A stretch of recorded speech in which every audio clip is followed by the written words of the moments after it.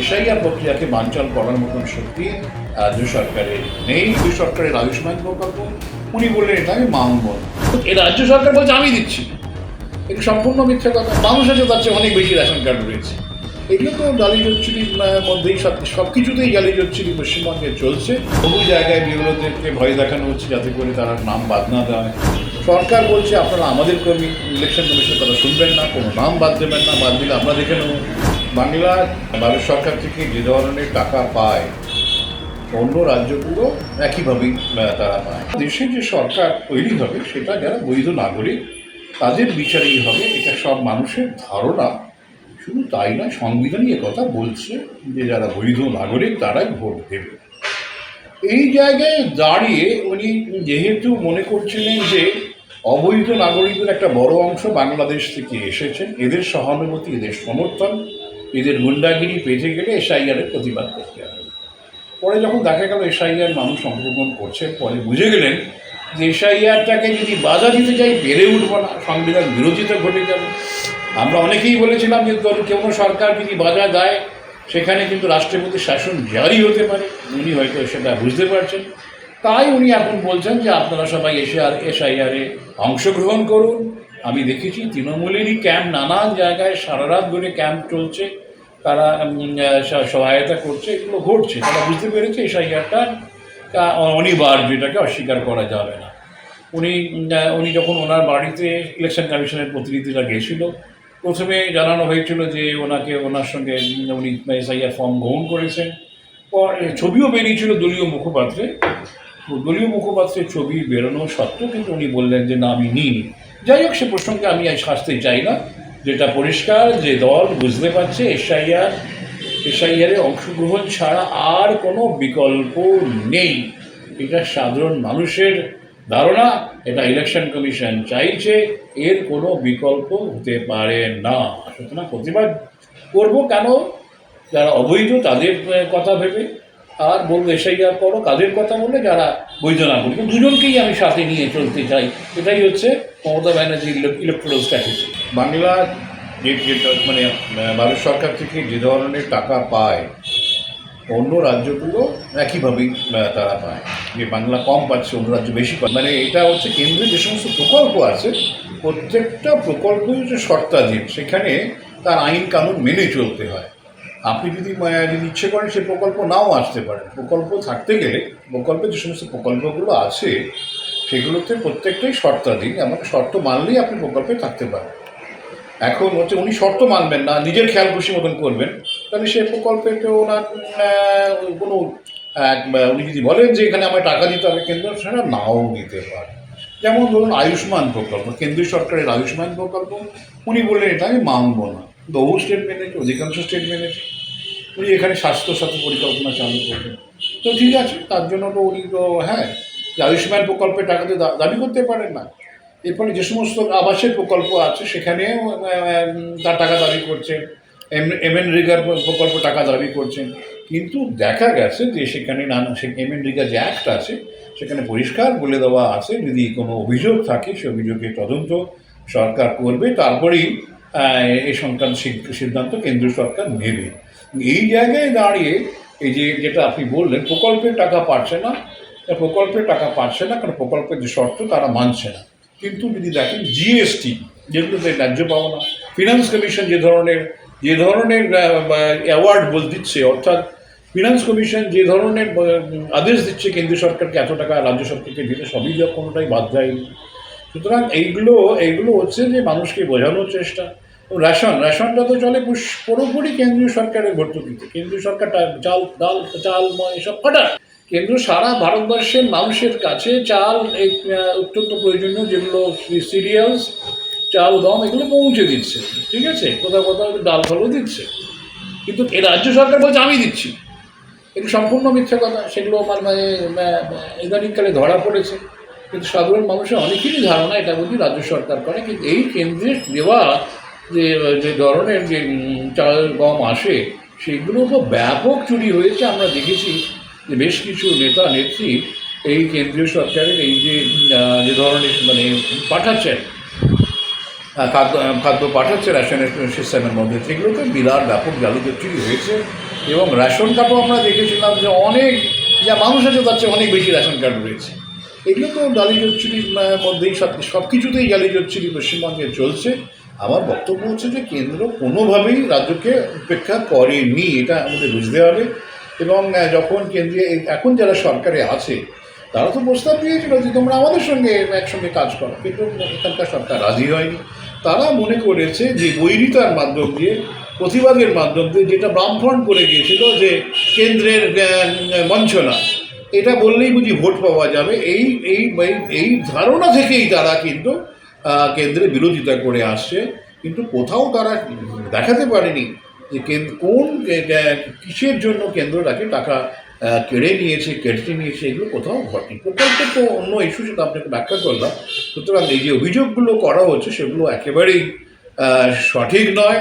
এখন উনি বলছেন বাংলাকে আঘাত, বাংলাকে কীভাবে আঘাত হচ্ছে সেটা তো নয়। সমস্ত পার্টি, কেন্দ্রে যারা রাজনৈতিক দল আছে তারা নিশ্চয়ই চাইবে যে তাদের অগ্রগতি ঘটুক পশ্চিমবঙ্গে। সুতরাং এতে তো পশ্চিমবঙ্গের যদি রাজনৈতিক শাসক দলের ক্ষতি হয় তো কিছু করার নেই। রাজনীতিটা তো একটা কম্পিটিশন না।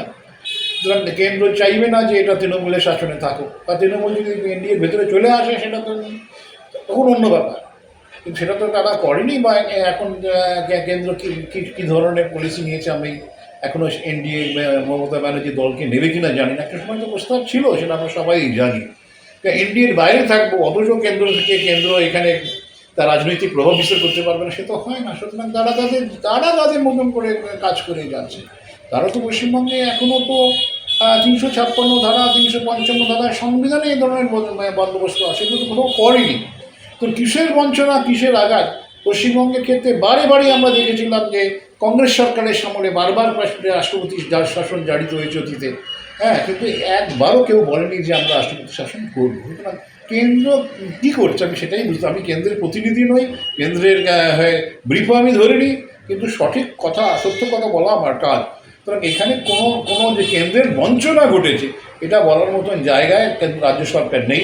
তবুও কিন্তু রাজনীতির স্বার্থে, ভোট পাওয়ার স্বার্থে তারা বলছে। এখন ভয় দেখাচ্ছে মানুষকে, বলছে দেখো আমারকে যদি পশ্চিমবঙ্গে যদি কেন্দ্র যদি আরও আর্থিকভাবে সাহায্য না করে বা রাজনৈতিকভাবে তারা বিস্তার লাভ করতে চায়, তাহলে আমি কিন্তু ওদের অন্য রাজ্যে ডুবিয়ে দেবো। বিহারে তো একটা নির্বাচনে তো ওরা তো বাংলার পাশের রাজ্য, প্রতিদ্বন্দ্বিতাও করেনি, কিছুই করেনি। এমনকি ইন্ডি জোটের যে তারা অংশগ্রহণ করা সত্ত্বেও, ইন্ডিভিজুয়াল মেম্বার হওয়া সত্ত্বেও দলের থেকে একটু প্রচারও সেখানে যায়নি। সুতরাং অন্য রাজ্যে কী করবেন আমরা তো বুঝতে পারছি না। আমরা দেখেছিলাম অনেক দূরে গুয়াহাটি নির্বাচনে তারা অংশ নিয়েছিলেন, কিন্তু তারা কোনো সিটও পায়নি, 2%-এর বেশি ভোটও পায়নি। সুতরাং আমি অন্য জায়গায় দেখে নেবো এই ধরনের কথাটা একটা কাগজে বাঘের মতন শোনায় যখন মুখ্যমন্ত্রী ধরনের কথা বলে। নির্বাচন কমিশন এসআইআর করছে, নির্বাচন কমিশনের বিরুদ্ধে যেই আমি মেম্বার হোক না কেন, তার যাই পরিচয় থাকুক না কেন, এটা একেবারে একটা ওয়াসাই জুডিশিয়াল আধা জুডিশিয়াল বডি, এটা সংবিধান স্বীকৃত বডি। এটার বিরুদ্ধে প্রতিবাদ করা যায় না। হাইকোর্টে গিয়ে আপনি প্রতিবাদ করবেন, সুপ্রিম কোর্টে গিয়ে আপনি প্রতিবাদ করতে পারবেন, এগুলো করা যায় না। কতগুলো জিনিস আছে যেগুলো প্রতিবাদ করার জায়গায় নেই, প্রতিবাদ করা যায় না। কিন্তু রাজ্যের যারা শাসক আছে তারা মনে করছে যে ইলেকশন কমিশনের বিরুদ্ধে যদি আমি প্রতিবাদ করি তাহলে আমি কিন্তু মানুষকে বোঝাতে পারবো যে ওরা স্বচ্ছভাবে চলছে না, ওরা আমাদের হারাবার চেষ্টা করছে। এই একটা বার্তা যে যা কিছুই ঘটছে বুঝি ইলেকশন কমিশন সেটা পশ্চিমবঙ্গের বিরুদ্ধে করছে, তৃণমূল কংগ্রেসের বিরুদ্ধে করছে, এই ধরনের একটা বার্তা কিন্তু দেবার চেষ্টা তারা করছে। ইলেকশন কমিশনের অফিস ইত্যাদি ঘেরাও করে, এটা সাধারণ সৌজন্যের মধ্যে পড়ে যে এগুলো করা যায় না, কিন্তু তারা করছে। এবং ইলেকশন কমিশন যদি দেখা যায় তার যদি সে যদি মনে করে তার টলারেন্স লিমিট অতিক্রান্ত হয়ে গেছে, সে কিন্তু রাষ্ট্রপতিকে জানাতে পারে যে আমরা কাজ করতে পারছি না। নির্বাচন কমিশন ব্যাপারটা বুঝেছে কী করে যে ইলেকশন কমিশনের দপ্তর ঘেরাও হলো, তার জন্য ওরা কিন্তু নগর পাল যিনি আছেন পুলিশ কমিশনারকে তারা লিখেছে যে তুমি কেন ব্যবস্থা নাওনি।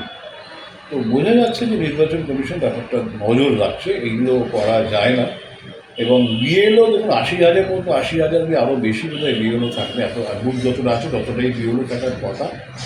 এখন এই বুথ যারা আছেন এরা তো স্কুলের শিক্ষক বা শিক্ষিকা বা অঙ্গনবাড়ি কর্মী, এদের উপর তো নানান ইনফ্লুয়েন্স থাকতেই পারে। বহু জায়গায় বিএলওদেরকে ভয় দেখানো হচ্ছে যাতে করে তারা নাম বাদ না দেয়, কিন্তু নাম বাদ না দেওয়াতে তাদের তো কোনো অধিকার কিছু নেই।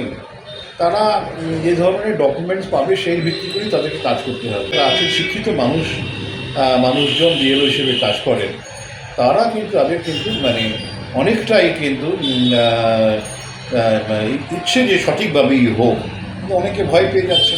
তারপর এই যে বিএলওদের মধ্যে টেনশন, স্ট্রেস ইত্যাদি কথা বলা হচ্ছে, সেগুলো আমার ধারণা এই যে লোকাল রাজনৈতিক নেতৃবৃন্দ, বিশেষ করে শাসক দলের লোক, তাদের যখন শাসাচ্ছে তোমরা এইভাবে কাজ করো না, তাতে কিন্তু তাদের মধ্যে একটা ভয়, ভীতি আসছে, আতঙ্ক আসছে। তারপরে তারা সঠিকভাবে কাজ করতে পারছেন না, এবং দেখা যাচ্ছে কেউ কেউ বোধ হয় আত্মহত্যার সিদ্ধান্ত ইত্যাদি নিচ্ছেন বা নিয়েছেন। এইগুলো উচিত ছিল সরকারের যে বোঝানো বিএলওদের, আপনাদের কাজ করুন, কোনো চিন্তার কারণে আমরা আপনাদের সাথে আছি, সঠিকভাবে নিরপেক্ষভাবে কাজ করুন। এইটা যদি সরকার না বলতো তাহলে এই ধরনের ঘটনা ঘটতো না। সরকার বলছে আপনারা আমাদের কর্মী, ইলেকশন কমিশনের কথা শুনবেন না, কোনো নাম বাদ দেবেন না, বাদ দিলে আমরা দেখে নেব। কেউ কেউ রাজনৈতিক নেতা বলছেন যে বিএলওদের কাছে বেঁধে রাখো, ল্যাম্পপোস্টে বেঁধে রাখো। তার ফলে তাদের মধ্যে আতঙ্ক, ভীতির একটা জায়গা তৈরি স্বাভাবিকভাবেই তৈরি হচ্ছে, এবং সেটা এখনও পর্যন্ত নির্বাচন কমিশন দেখা যাচ্ছে যে খুব একটা প্রোঅ্যাক্টিভ অ্যাকশন নেয়নি। কিন্তু তারা মনে করছে যে সাধারণ মানুষ যদি স্বতঃস্ফূর্তভাবে যদি এই এসআইআর প্রক্রিয়ায় অংশ নেয়, তাহলে আর বিশেষ কিছু করার প্রয়োজন হয় না। যা খবর আসছে তাতে তো ব্যাপকভাবে মানুষ অংশগ্রহণ করছে, এবং 4 তারিখে তো লাস্ট ডেট, এবং সেটাকে এক্সটেনশন করার জন্য খুব একটা যে দাবি উঠছে সেটা কিন্তু মনে হচ্ছে না। এবং এর ফলেই বোঝা যায় এসআইআর প্রক্রিয়া অত্যন্ত জনপ্রিয়, এবং সরকার যতই বলুক না কেন, রাজ্য সরকার যতই চেষ্টা করুক না কেন, এসআইআর প্রক্রিয়াকে বানচাল করার মতন শক্তি রাজ্য সরকারের নেই।